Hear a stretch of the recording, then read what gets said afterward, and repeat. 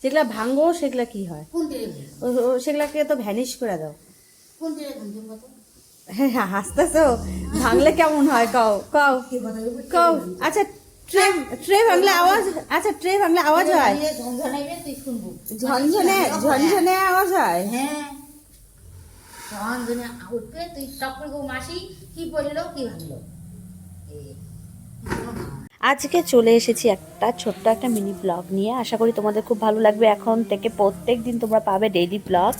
এইদিকে দেখো, তোমরা তো দেখে ঘর দেখে বুঝতেই পারছো একদম পুরো আলমারি ওলট পালট করেছে। আর সব থেকে আমার একটা সুন্দর জিনিস তোমাদের সাথে শেয়ার করলাম, সেটা হচ্ছে আমার ম্যাক্সু। দেখো আমি এই যে গোছাচ্ছি, ওর মাঝখানে এসে জামা কাপড়ের মধ্যেই ও শুয়ে পড়েছে। ওর এত জায়গা থাকতেও এখানে। আর এইদিকে আমার মেয়ে এই যে গান শেখাতে এসেছে, মানে নজরটা অন্য দিকে, যাই ওর ফাঁকে চুপ করে নিয়ে করছি সেটাও ও দেখে ফেলেছে।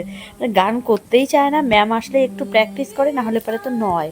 তা আজকের ব্লগটা আমার সাথে থাকো, আশা করি তোমাদের খুব ভালো লাগবে। অল্প অল্প করে আমার দিনের মানে কিছু কিছু সময় তোমাদের সামনে তুলে ধরেছি। সবটা তো পারি না তুলে ধরতে, যতটা পেরেছি ততটা তুলে ধরার চেষ্টা করেছি। তো দেখো, আশা করি ভালো লাগবে। এটা ওটা করতেই ব্যাস দিন কেটে যায়। আজকে অনেকগুলো কাজ আছে, যেগুলো জামা কাপড় গোছানোর দায়িত্বটা নিয়েছি পুরো আজকে। যে ভেবেছি আজকে মেয়ে স্কুল নেই, এগুলোই করব, তার জন্য জামা কাপড়গুলো সব গোছাচ্ছি। মানে এতদিনে না কি বলবো, শীতের জামা কাপড়গুলো সবগুলো বের করতে পারিনি, যার জন্য আজকে মানে ভেবেছি পুরোটাই বের করব। তাও ঠান্ডা আস্তে আস্তে পড়ে যাচ্ছে, এর জন্য।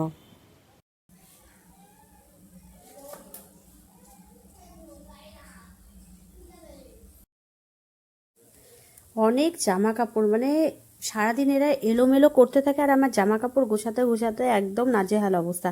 আর বুঝতেই তো পারো এখন শীতের দিন পড়ে গেছে, কত জামা কাপড় গোছাতে হয়। তা জামা কাপড় গোছাতে গোছাতে মানে আজকে সত্যি ভেবেছি যত আছে শীতের জামা কাপড় সব বের করব। তার জন্য দেখো না, সব আলমারি থেকে সব বের করছি শীতের জামা কাপড়গুলো। আর তার মধ্যে একটা স্পেশাল জিনিস আজকে হুট করে পেয়ে গেলাম, যেটা হচ্ছে আমি মানে 1500 টাকা আমার কাছ থেকে নিয়েছে, পুরো আমাকে একদম ঠকিয়ে দিয়েছে। একটা শু র্যাকের অর্ডার করেছিলাম, তা ওই শু র্যাকের পরিবর্তে আমাকে তোমার হচ্ছে একটা ফেসবুক থেকে একটা অ্যাপ থেকে নিয়েছিলাম, ফেসবুকের অ্যাপ থেকে, ওখান থেকে। তারপর 1500 টাকার ওই শু র্যাকটার বদলে একটা বেডশিট দিয়েছে, একটা জঘন্য বেডশিট।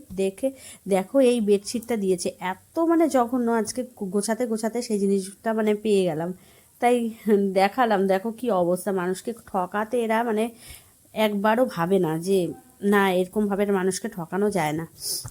যাই হোক, একটি জিনিস শেয়ার করবো। দেখো, দেখতে পাচ্ছ এটা কি? এটা হচ্ছে একটা ঝাড়ু, বিছানা ঝাড়ার ঝাড়ু। এরকম কার বাড়িতে আছে ঝাড়ু? স্পেশালি আমার বাড়িতে আছে। দেখো, আর আমার উপরে আছে। আমার হচ্ছে বিছানার ঝাড়ু, তোমার হচ্ছে নিচে আছে ভালো, কিন্তু এই অলসতার জন্য আনা হয় না উপরে। আর এই ঝাড়ুটা দিয়ে আমি ঝেড়ে যাচ্ছি, আজকে কতদিন হলো ঝাড়ু চেঞ্জ করবো, আর চেঞ্জ করা হয় না। একদম গোনা গাথা, মানে 12টা কি 13টা আছে ওই ঝাড়ুটার মধ্যে, মানে গোনা যায়। সেটা দিয়ে আমি ঝাড়ি বিছানা। আর মানে প্রত্যেক দিন ভাবি যে না, নিয়ে আসবো নিচে থেকে উপরে নিয়ে আসবার, নিয়ে আসা হয় না। ওটা দিয়েই বিছানা ঝেড়ে যাচ্ছে। আর আমার এত হাসিবে, আমার ঘরে যেই আসে ওই ঝাড়ু দেখে সবাই হাসে। বাইরে রোদের আলোতে ঝলমল করছে, মনে হলো যে জানালাটা খুলে দিই। আমি খুব একটা জানালা খুলি না, তার কারণ ধুলোবালি ঢোকে, এই জন্য খুলি না। তা খুলে দিয়েছে, এত ভালো লাগছে না। আর মানে জানালার পাশে দাঁড়িয়ে থাকতে কিন্তু বেশ ভালোই লাগে, রোদও এসেছে সাথে। এখন তো আমার আজকে আরেকটা কাজ আছে, সেটা হচ্ছে ফ্যানটা না একদম সেই দেখো নোংরা হয়ে গেছে। দুদিন পর পর এতটা নোংরা হয়ে যায় না, বলার মতো না। মানে এখন তো ঠান্ডা পড়েছে, তাই ভাবলাম ক্লিন করে রেখে দিই, পরিষ্কার থাকবে। তার জন্য আবার এগুলো নামাচ্ছি। আর কে যে এই এত ভালো কাজ করেছে, একদম পুরো তারটাকে পুরো পেঁচিয়ে রেখেছে একদম গ্রিলের সাথে। মানে আমার নামাতেও কষ্ট হচ্ছিল, কিন্তু নামাতে তো হবে, এটাকে আমাকে পরিষ্কার করতে হবে। তা যাই হোক, অনেক কষ্ট করে নামাতে পেরেছি আমি।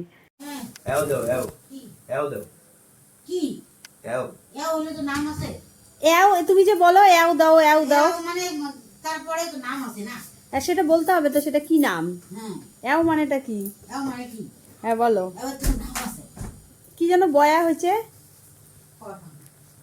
মেয়ে দেখো নিজে হাতে ম্যাগি রান্না করেছে, আর ওর বাবা তো সেই বকছিল ওর রান্না দেখে, দেখো আবার হাসছে।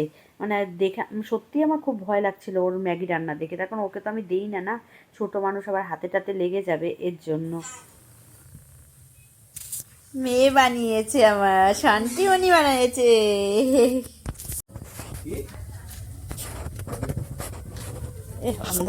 পড়েছি আজকে, না মনে হলো যে দুই যা একটু বেরোবো কিছু খুঁটিনাটি জিনিস কেনাকাটা করতে, তাই বেরিয়ে পড়েছি দুজনে।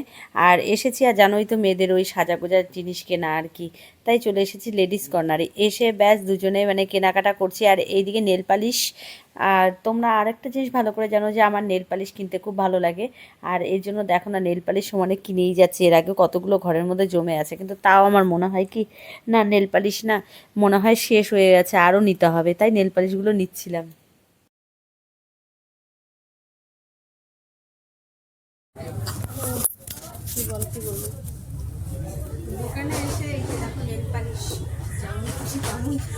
সব নেল পালিশ হাতেই পড়ে ফেলছে। নে। তারপরে ওই দোকান থেকে বেরিয়ে তারপরে চলে এলাম দর্জির কাছে। দর্জির এখানে না আমার কিছু কাজ ছিল, আমার খুব একটা ভালো শাড়ি নষ্ট হয়ে গেছে, এত খারাপ লাগছিল, ওটাকে ঠিক করতে এসেছিলাম। আর দুর্গাপুজোর সময় ব্লাউজগুলো বানিয়েছি, সেগুলো একটু ডিস্টার্ব হয়েছে, ওগুলোকে ঠিক করতে এসেছিলাম। যাই হোক, ওগুলো কাজ টাজ করে এখন দুই জায়গায় তো কেনাকাটা কমপ্লিট, এখন বাড়িতে যাচ্ছি দুজনে টোটো করে। আর এইগুলো বাড়ির সামনে চলেই এসেছি। তারপরে এখন বাড়িতে আসার পরে ওর ছেলে তো পুরো একদম ক্ষেপে গেছে, যেহেতু ওকে নিয়ে যাওয়া হয়নি তাই ওর মার উপরে পুরো ক্ষেপে গেছে। তারপরে এখন বাড়িতে ঢুকলাম, ঢোকার পরে তো এখন রাতের রান্না আমাকে করতে হবে। ভাত, গরম গরম ভাত হয়ে গেছে, এখন ঘুগনি রান্না করছি। আর হচ্ছে ছোলা তো তোমরা দেখলেই, আর পরোটা আটা ছানা হয়েছে, এখন হচ্ছে পরোটা ভাজবো, ঘুগনি করবো আর সবাইকে খেতে দেবো। আর একটা ভালো জিনিস দেখাচ্ছি, দেখো আমাদের ম্যাক্স একদম খাওয়ার টাইম হলে পরে ঠিক রান্নাঘরে চলে আসে, এইভাবে বসে থাকে, যতক্ষণ না ওকে খেতে দেবো ঠিক এইভাবে বসে থাকবে। খুব মায়া লাগে গো ওকে দেখে। আজকের মতো আমার ব্লগটাকে এখানেই শেষ করছি, ভালো লাগলে অবশ্যই